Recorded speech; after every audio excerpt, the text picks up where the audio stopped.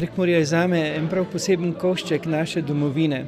Košček, kjer domuje mehkoba, košček, kjer se zaznava tista prostranost in širina, ne samo pokrajine, ampak tudi človeškega duha. Tu je doma žlahtnost, obenem pa tudi samozavest pripadnosti temu koščku dežele. To mene vedno znova prevzemala prekmurščina kot knjižni jezik. Prekmurci, ki se zavedajo, da so bili urojeni v materinščino, ki je prekmurščina, pa vendarle z globoko zavestjo za to zbornost slovenskega naroda.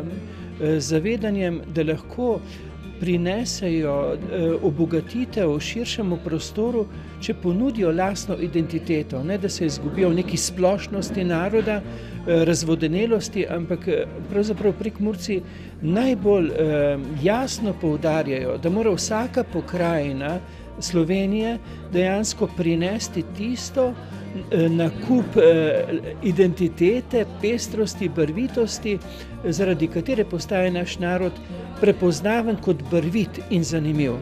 Pokrajina Prekmurje konkretno zaznamuje tukajšnjega človeka, po Prekmurcih pa tudi ves bogati ostali slovenski narod in mu daje, veste, to dodano vrednost mehkobe in širine.